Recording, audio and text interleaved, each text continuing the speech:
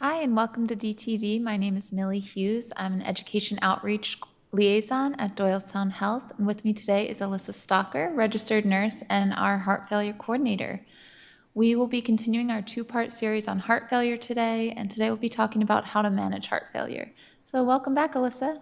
Thank you, Millie, for having me back. I'm excited to talk about how patients can manage their heart failure once they get home. Yeah, we're excited to learn more. So we talked before about how someone might be diagnosed with heart failure, how to recognize it, but once someone is diagnosed, what's the first step that they would typically take? So, again, if you're in the hospital and you're diagnosed, your healthcare team will kind of get you set up for follow up care, probably with a heart doctor or cardiologist, and they'll be following you once you get home to make sure that you're taking the right medications, you're feeling well. If you're diagnosed by your primary healthcare provider, again, you're probably going to follow up with them. You may need to go for further testing. They may want you to meet with a heart doctor or cardiologist. So it kind of depends, but you will work with your healthcare provider to make a plan to kind of best support you and your heart. And that will be individual depending again on risk factors we discussed and what other health conditions you have. Okay. And even though it's different for each person, what are some of the typical treatments that are prescribed for someone with heart failure? So there's lifestyle management things that we suggest, and again, we'll discuss those moving forward. There's certain medications, depending on what type of heart failure you have, that may provide you benefit and your heart benefit. We can offer advanced cardiac therapies. If you have an irregular heart rhythm, there's some procedures to help you potentially stay out of that irregular rhythm and help your heart beat more effectively. We can help your heart beat in a more synchronized fashion if it's not. If you have coronary artery disease, any blockages in your heart's blood flow, you can get a cardiac catheterization, see if we can restore blood flow. And then cardiac rehab, which is a medically supervised program that can help your heart re-strengthen, is another option to support patients with heart failure. Wow, so there are a lot of treatment options for people out there. There are. What are some of those lifestyle changes that people may be expected to make? So our heart failure lifestyle management are sodium restriction, fluid intake limiting, checking for weight gain, and then monitoring your own symptoms because you know yourself best and how you're feeling. So we recommend that patients keep their sodium or this amount of salt in their diet between about 2,000 milligrams and 3,000 milligrams. And sometimes to some people that can sound generous. We don't have a great number for how much salt the average American is eating each day. We estimate, depending on studies, it's ranging somewhere between 3,500 to 5,000 milligrams a day. So it is a restriction and a limit for sodium. And you can find the amount of sodium on packaged foods, pre-made foods. It'll be listed. If you're familiar with the nutrition facts rectangle, the sodium will be listed there. So you can always look and you just kind of add it up for the day. Certainly paying attention to serving size, that's important. Sometimes things can get tricky for serving size, especially I notice in working with patients like bread.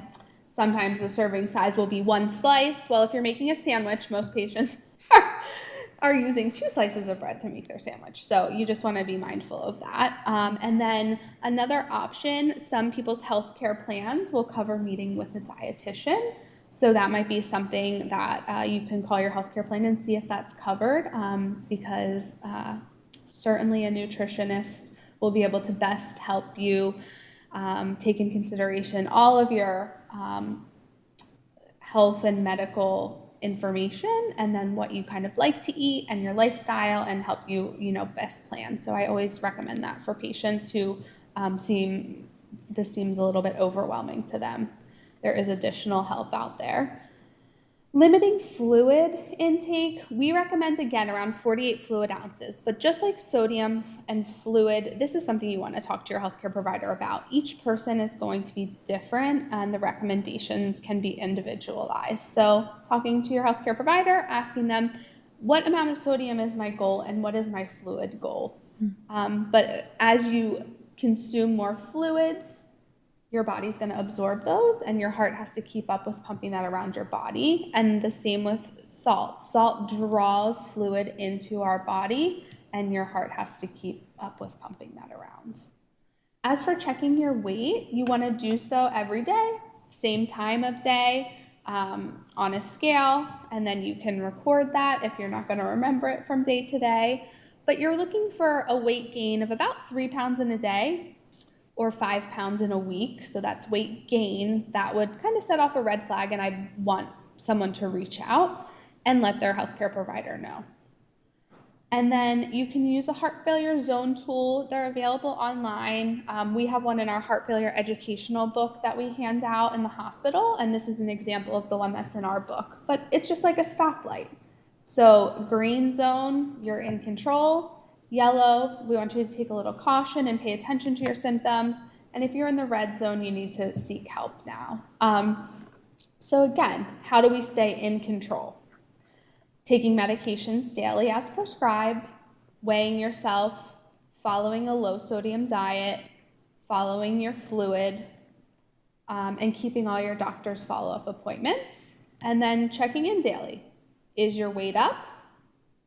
If so, if it's up 3 pounds overnight or 5 pounds in a week, you need to reach out to your healthcare provider. Do you have swelling? So these we talked about in the prior series. Swelling can be a symptom when the fluid is not moving through our body as effectively.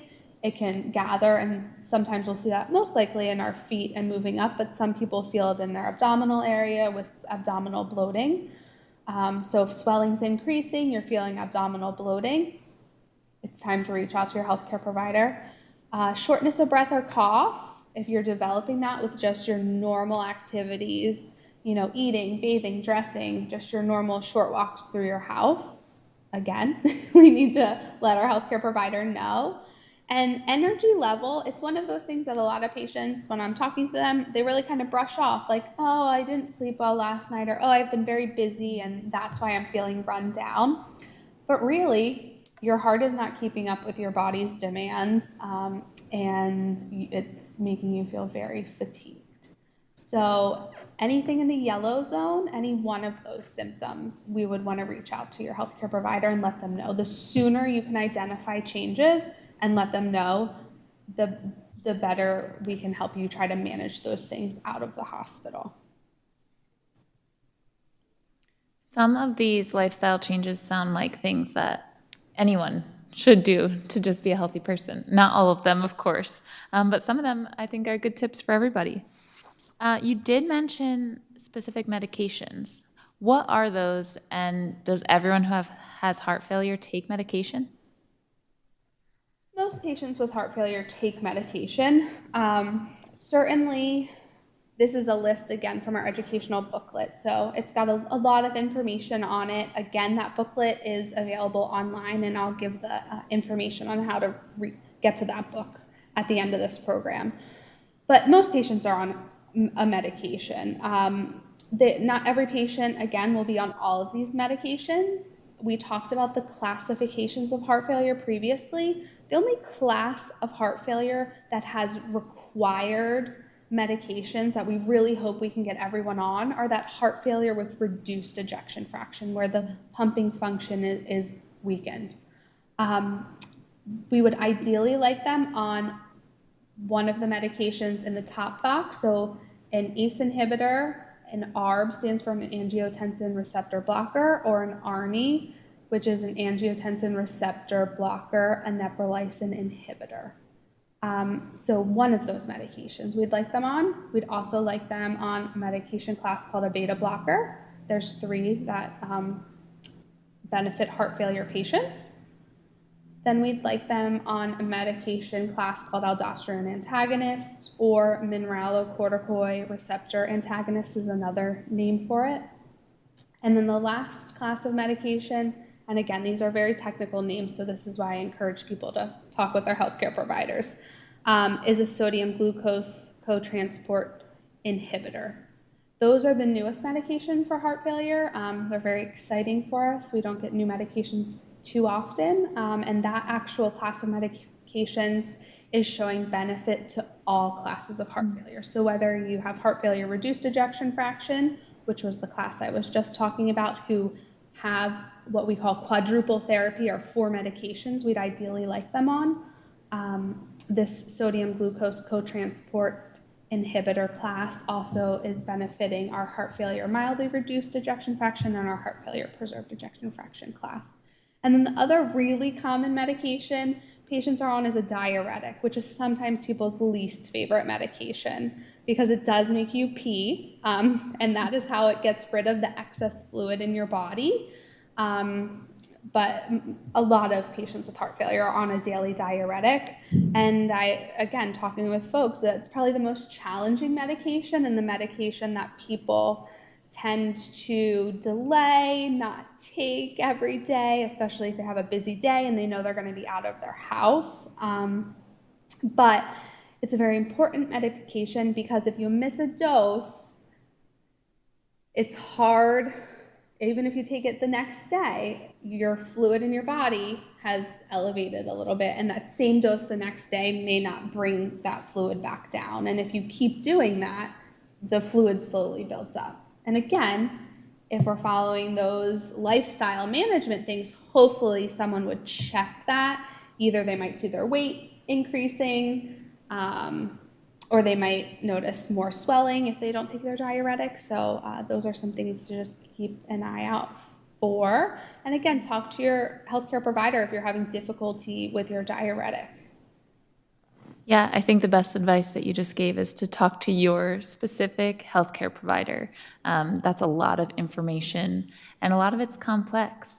I mean, even all the recommendations that you gave, lifestyle changes, cardiac rehab, medications, they're complex and there's a lot to it. So if someone decides, okay, I'm going to do all these things, I'm going to go through a program like that, what are some of the goals that they could expect to accomplish if they really stick with it? Yeah, so ideally, our goals of our program are to improve quality of life for our patients. We want people to have the best quality of life they can, improve survival, so that you're going to have the best quality for the longest period of time you can, decrease hospital visits. Most people don't want to be in the hospital having to deal with their heart failure. Patient education, you're becoming more educated and empowered, knowing about your condition and how to best manage it. We want to ensure you're getting the best medical care. So I discussed those 4 medications. We're constantly looking at the best research and evidence out there for heart failure, and that's what's driving our program and our goals for our patient and how we're delivering their care. And then transition into the community. We want to make sure people have the support they need in the community. The average age of my heart failure patient last year was about 80.5 years, so an older population. And some folks have great support outside of the hospital, but other people need more support. So I suggest for folks that can have visiting nursing come out. Our home health care and visiting nursing have a heart failure pathway that helps continue to educate the patient, helps them with medication management. As we discussed, if you're on 4 medications, many people are on many more than 4 medications, it can get a little complex at what time of day and what you need to be taking. So supporting people back into the community, making sure they know how to best care for themselves is really the ideal goal so they can stay out of the hospital. Yeah, that does sound like the ideal goal. And all of these hopefully will help to encourage or motivate people who may be about to start a program like this or a treatment plan. If someone wants to hear more information or find out more information about heart failure programs at Doylestown Hospital, where should they look? Who should they turn to? They can visit our website, Here on the screen is the webpage you can visit, and our heart failure education booklet that we hand out. There's a digital copy online for anybody who might be interested in that. And my contact information is in that booklet. If you can give me a call. I'm at the hospital Monday through Friday, and I'll return your call when I get it. Great. Thank you so much, Alyssa, for joining us. Thank you for watching DTV. We will see you back here next time.